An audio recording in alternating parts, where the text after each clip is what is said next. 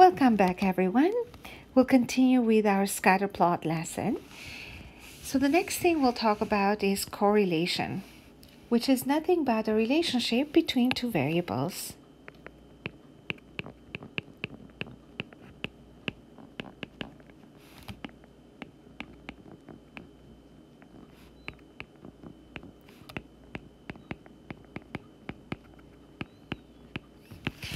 Now, correlations can be positive, and that's when the data has a positive trend, or it can be negative when the data set has a negative trend. In the next example, we are going to take a look at a data set and we'll draw a scatter plot.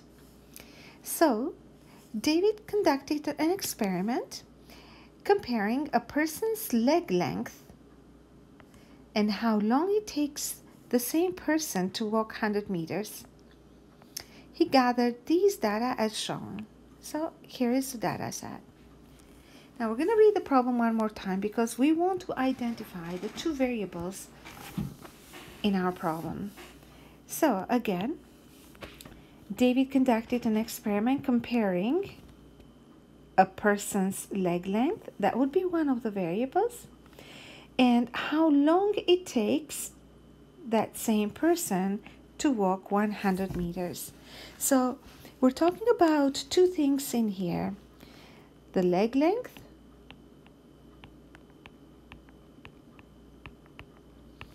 and the time it takes that person to walk a fixed distance of 100 meters. So let's think about which one would be the independent and which one would be the dependent variable. Well, leg length is whatever the person has that cannot be changed. So I would call that the independent variable. And I would say that time will depend on the leg length. The taller the person or the longer the legs, the less time would take for the person to walk a fixed distance of 100 meters. So since leg length is the independent variable, I will graph it on the horizontal axis or plot it on the horizontal axis.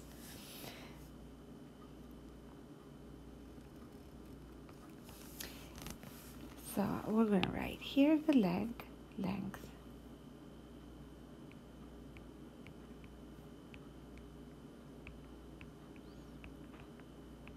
Now it is very important that we also indicate the unit measurements. In this case is in centimeters. The dependent variable is time. So we'll plot time on the vertical axis. And we'll write in here time taken.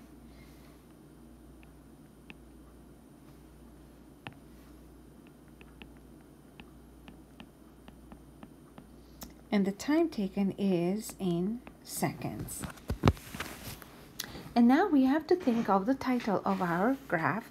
I'm going to say that that's leg length versus time taken to walk 100 meters.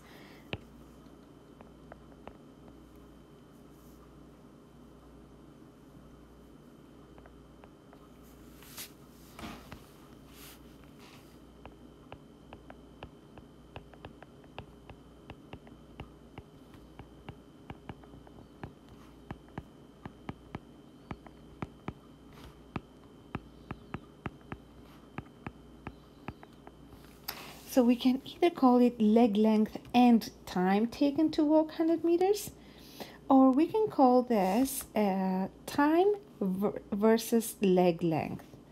So if we choose time versus leg length,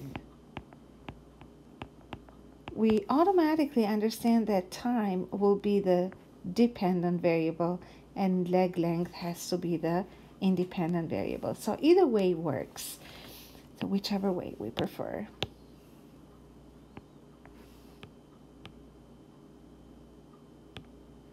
By mistake, I erased something.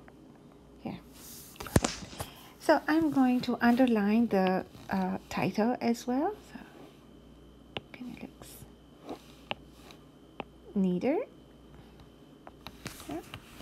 And okay, here we go.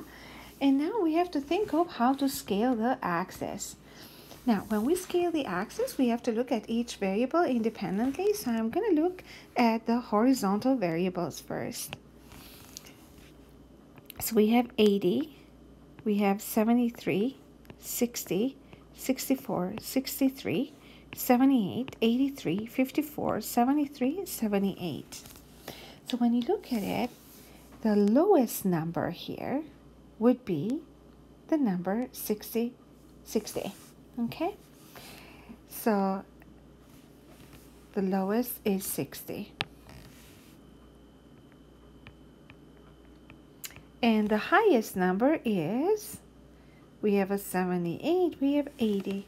So a high of 80.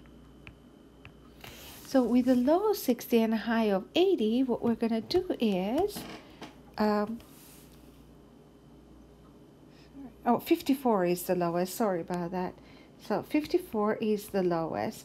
So with the lowest of 54 and the highest of 80, we're going to want to fit the data from 50 to 80. Because we do not have a lot of squares, we're going to break the graph in here and indicate it by this broken line. And I'm going to mark this as 50, and then 60, and then 70, and then 80 here. Now, for the vertical axis, we now have to look at the y coordinate, so the second coordinate here. And we have 66, 74, 83, 62, so far 62 the lowest, 75, 76, 62, 81, 70, 76. So we have 62, the lowest number.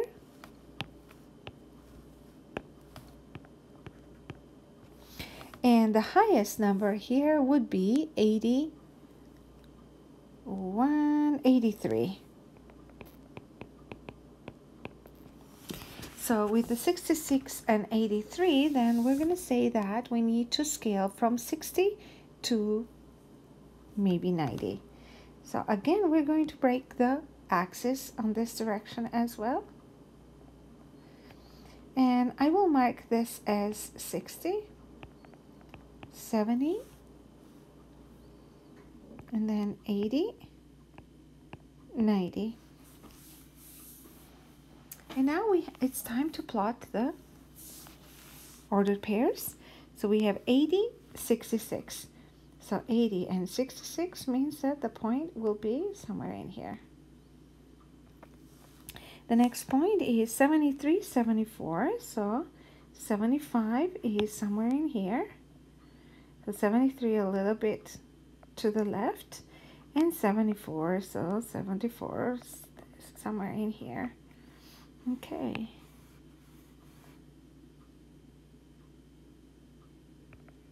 So that would be our next point. The next one, 60 and 83. So 60 and 83 is right here.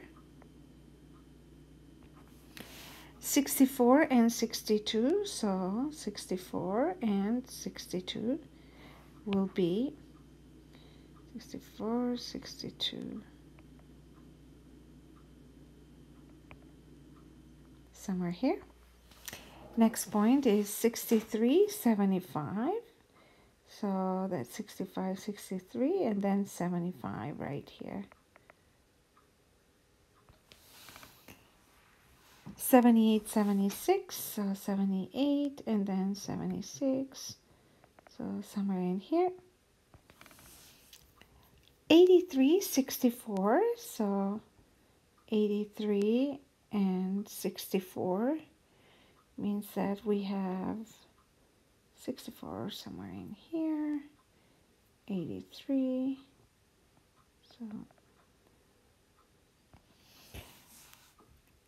54 and 81, so here goes 50, 55, so 54 is slightly to the left, and then 81, so just above 80, so somewhere in there.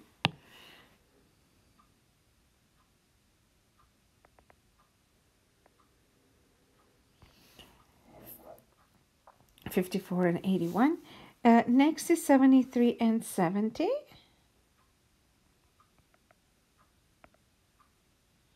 And 78, 76 is our last point. It looks like we already had that point once. So it's another one. Okay, so we graph the data, and here it is, all of them. And this is an example of a scatter plot. Now, the next question is asking, does the graph suggest a relationship between the leg length and the time taken? If so, describe the relationship. So we must admit that we don't have a lot of data in here, so it's a limited amount of data, but we can sort of see that there is some trend in here that is going down. So we will say that there is a relationship, there is a negative correlation, and it seems that as the leg length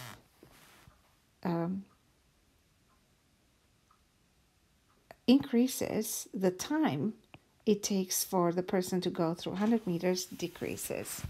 So, yes, there is a relationship. It's a negative correlation.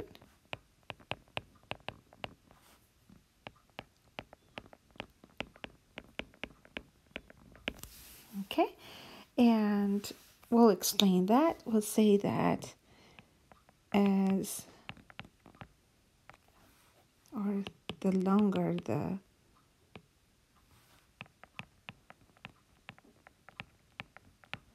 leg length,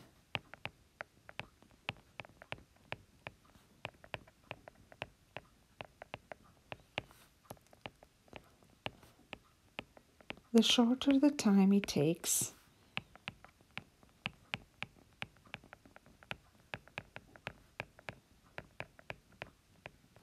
for the person to go through, to walk the 100 meters.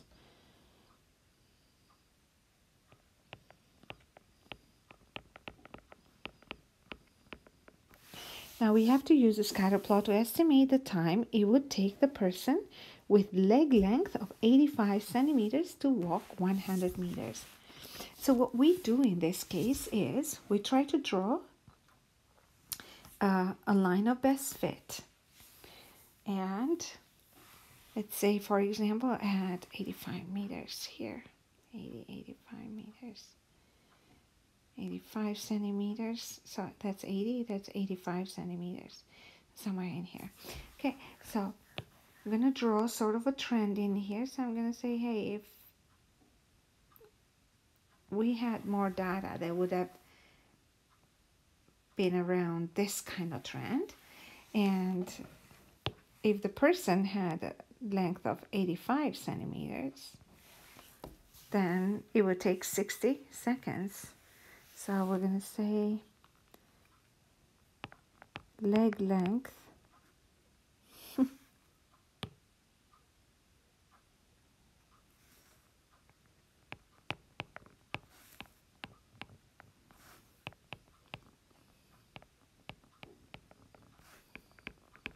so the time would equal 60 seconds.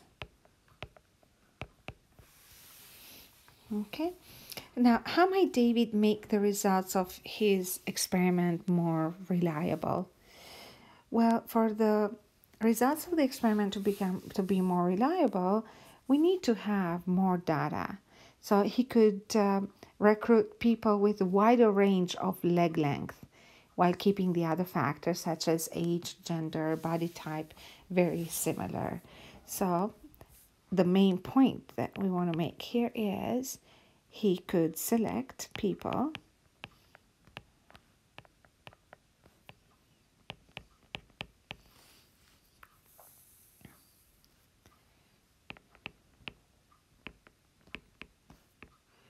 with wider range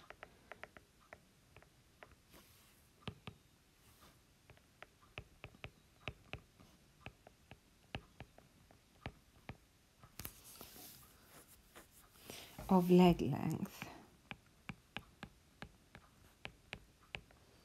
Now, in the meantime, remember that there might be people, let's say a 20-year-old with a certain leg length and a 75-year-old with the same leg length cannot go through the same distance. So he needs to select people at the same fitness level and with a wide range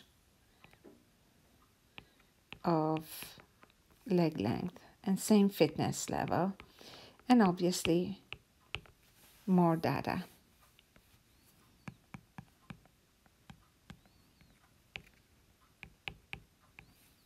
Okay, so moving on. In here, we're going to talk about the cause and effect relationship.